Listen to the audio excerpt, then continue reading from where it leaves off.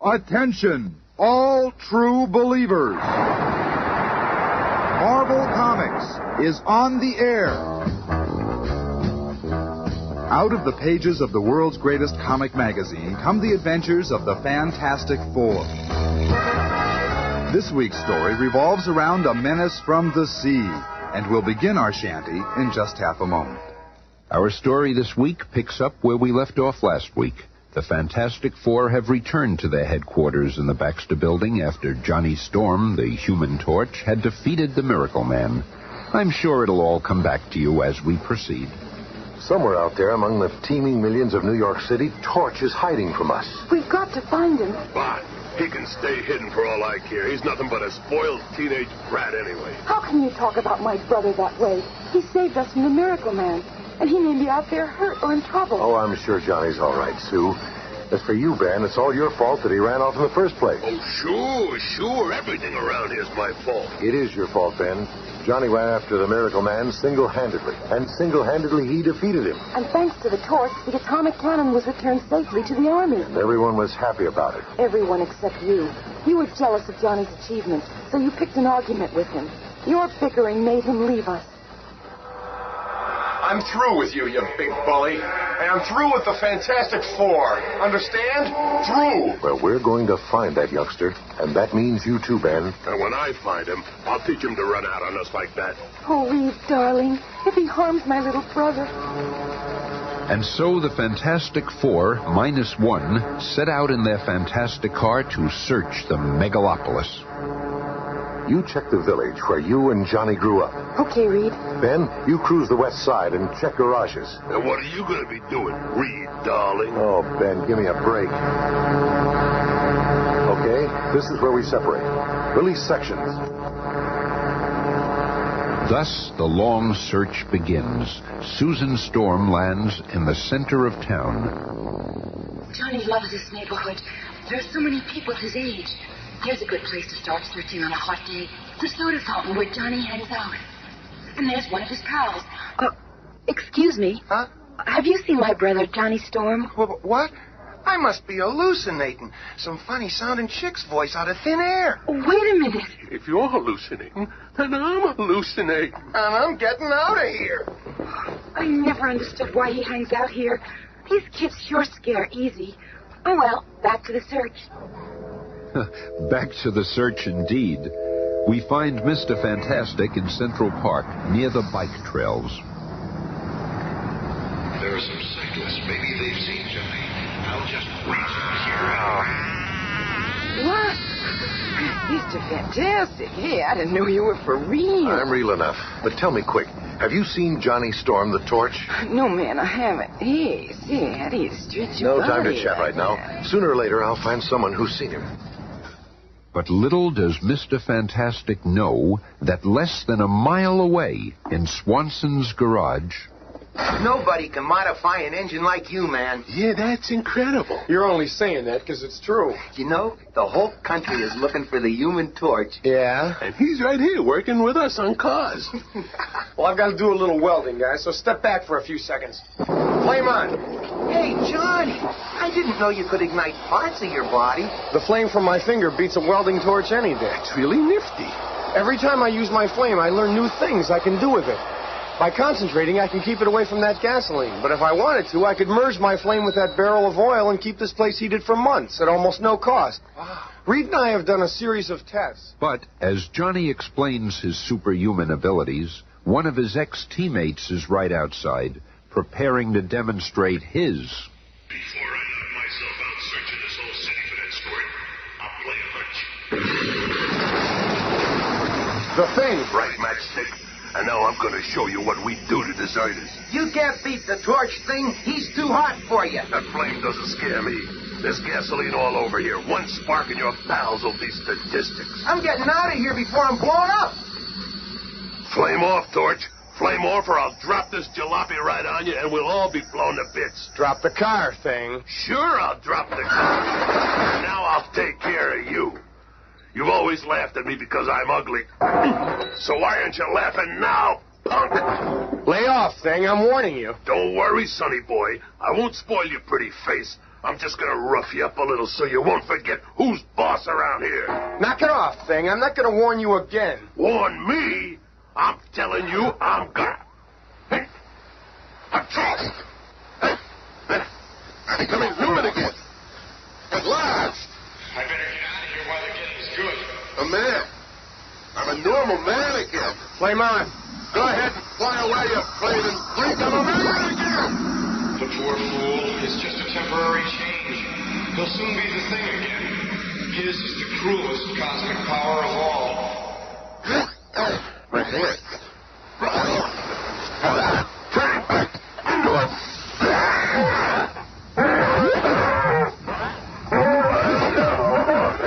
And even as Ben Grimm reverts to his cosmically altered form, Johnny Storm reaches his chosen place of seclusion.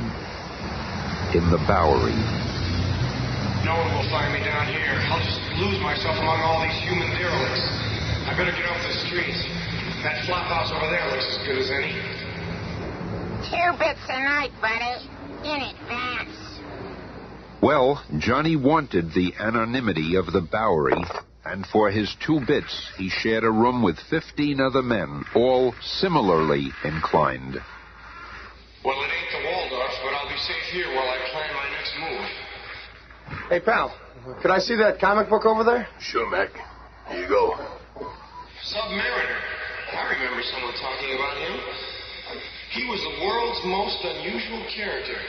He lived underwater and was as strong as 10 men. I wonder what happened to him. He was supposed to be immortal. You know about Submariner? What? Oh, yeah. You got a bum over here who's as strong as that guy's supposed to be. Yeah? Hey, old man, wake up. Well, you make me. Come on, old man. You got a lieutenant here. Show what you can do. Oh, I want to sleep. Well, leave the old man alone. He's probably tired. Oh, he's never too tired for this. Come on, you mangy bum. Get his phone book in here. Go away, you puny frame. Let's teach him a lesson, boys. Get him. I've been spoiling for a good fight. I said, go away, all of you. I'm tired of showing my strength. I just want to remember who I am, what I am. I've spent so many years here in this fog, my mind's a blank. Look, his guard is down. How's our chance? Yeah, I never liked to creep anyway. Hold it. Leave him alone. Can't you see he's sick? He's got amnesia, loss of memory. He doesn't even know who he is. Yeah, but we'll beat it back into him. Wait a second. I've got an easier way. First, let's show him what he really looks like. Let's give him a hot shave. Flame on. Hey, what's that? You've got to be the Human Torch. I can control my torch flame to within a hair's width. Look at his face. It can't be. It is. It's Submariner. At the same moment that Johnny Storm makes his incredible discovery, the other members of the Fantastic Four are continuing their search for him. Have you fellas seen a flaming teenager flying around the city? Holy smokes, I've read about you guys, but I never dreamt that you really existed. We exist, all right. Now, how about it? Have you seen the torch? No. Well, if you do, contact the Fantastic Four. Susan Storm, too, prowls the vast metropolis as the Invisible Girl. I've traveled all the way down to the Bowery, a refuge for lost souls. I can't believe that I'd find Johnny here. Come on, pal. If you are Submariner, I know one thing that will bring back your memory for sure. If you can, I'll be forever in your debt. I'm wasting precious time. I'll continue down and look for Johnny in Chinatown. And once more, destiny dabbles with the fate of humans. Susan Storm, less than 10 feet from her brother, turns and walks away, not seeing the subject of her search. Okay, the coast is clear. Flame on. No, you're a demon. It's okay. You're safe from my flame. We're just going for a little flight test. See? There's the Atlantic Ocean. But you... Easy, pal. I won't drop you. Not yet. If he is Submariner, the sea will bring back his memory. If not, I'll dive in and save him.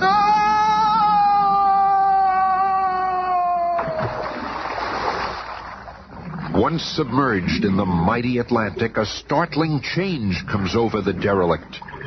In one sweeping motion, he removes his outer garments and stands revealed as the legendary ruler of the sea, the invincible Prince Namor, the Submariner. I remember who I am now. I must return to my family, my friends, to my undersea kingdom. Once again traveling in his native element like a rocketing torpedo, Prince Namor soon reaches his almost forgotten land, only to find... Destroyed. It's all been destroyed. Oh, what's that glow in the water there? It must be radioactivity. Now I know what happened to my world. The selfish humans poisoned our water with their atomic tests.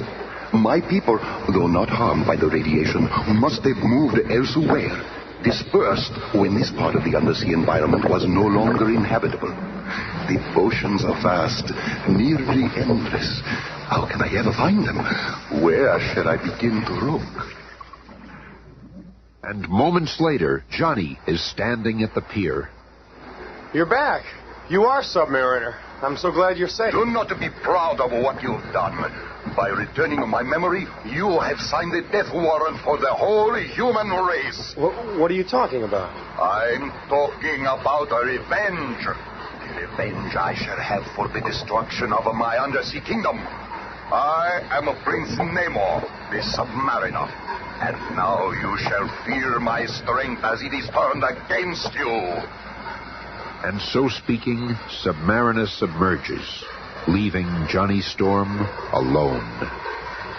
I better warn the others. My grudge with Ben is insignificant compared to the threat from Submariner. Seconds later, the other three members of the super team see the Fantastic Four emergency flare in the sky. Look, it must be a signal from Johnny. It's coming from the piers by the river. Why can't that rat stay out of trouble? Faster, Reed, faster. He must be in danger. Easy, Sue. We're almost there. There he is. I got eyes. I can see him.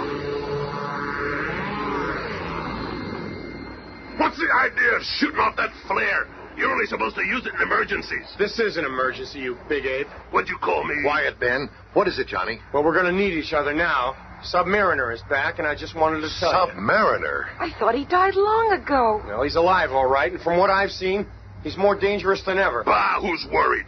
Nothing human can stand up to the thing. That's just it, big boy. He ain't human. Prince Namor of the Sea isn't quite human. His race was old when our sun was young, and he knows well the secrets of the deep. I shall unleash a monster upon mankind, the likes of which they have never even dreamed. Ah, there he is, slumbering still, as he has done for ages. The largest living creature in all the world, the deadly Giganto. His slumber can only be interrupted by his trumpet shell, which my ancestors buried here centuries ago. Come, Giganto, it is time. Ah, it's working. I have awakened the monster. Now nothing can stop him. He will follow the trumpet shell wherever it leads. And in the hands of the vengeful Submariner, the trumpet shell leads Giganto to the surface world. Look, Captain, off the port bow. What do you make of that? Oh, madre de Dios. It is huge. Headed right for us, sir. To the left, men. He's going to hurt his ship. Mindlessly, the giant sea behemoth splinters the tiny tramp steamer as the crew barely manages to escape to sound the alarm, and within minutes, for the first time in history, the order is given to evacuate New York City. Don't panic. Everybody just keep moving. We've got plenty of time. Everyone will get out safely. Keep moving. Keep moving. And through the now silent canyons of the huge city, the nation's most powerful weapons are brought into place, and the battle is at hand. Sector 2 reporting, sir. We can see the monster coming into New York Harbor. A monster is coming within range. Prepare to launch ground control missiles. 5 seconds. 3 seconds. Fire! Look at that. Those rockets didn't even slow the monster down. What will happen when it reaches the city? Hey, there's Reed. He's going after the monster with the Fantastic Car. Maybe This chemical smoke will confuse the creature. Slow it down before it reaches shore. The Fantastic Four are keeping Giganto from reaching the city. Another blast on my horn will set him straight. Like something out of a nightmare, the hulking mountain of a monster slowly turns, following the sound of the trumpet shell, and the beast crashes into the city. He'll wreck the city if he's not stopped. It's like a giant whale. But it walks. Gives me an idea. Moving like a man possessed, the thing rushes to the military supply depot and returns. What's that bomb? Strapped to your back. Nuclear bomb. I can't believe it. Relax, kids. I ain't no hero. I'll be back. You wait and see. And as night falls on an evacuated New York City, the lumbering thing, with a timed nuclear bomb strapped to his back, finds Giganto sleeping on Fifth Avenue. All I gotta do is slip through that joker's teeth and get inside, like in the Bible. Then I gotta get out again before this little number goes off. Yeah, that's all. Well, here goes. This bomb is heavy. Boy, it sure is weird in here. I hope he doesn't wake up before I get out. Slowly, warily, knowing that each step might be his last, the thing walks deeper and deeper inside Giganto, the monster from the sea. Past remains of long since forgotten vessels, victims of this enormous creature. This big guy could swallow sea monsters whole. Yeah, I'm one of them. I've fought just about everything else in my day. I might as well whip you too.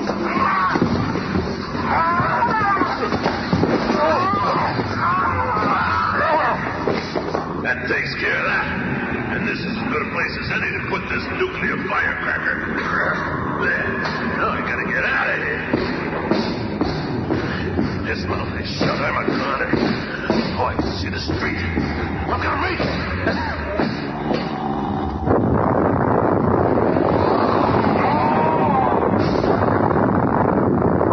Did it.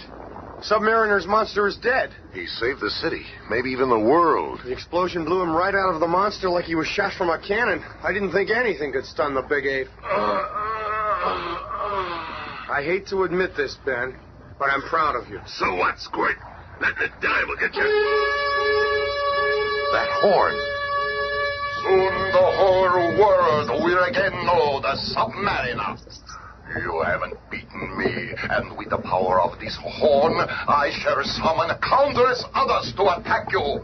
I will have my revenge. So, it's the horn. Huh? I'll take that. It's floating in midair. That can't be. I'll find the answer. Oh! I thought so. A human, but an invisible human. Give up. You cannot win.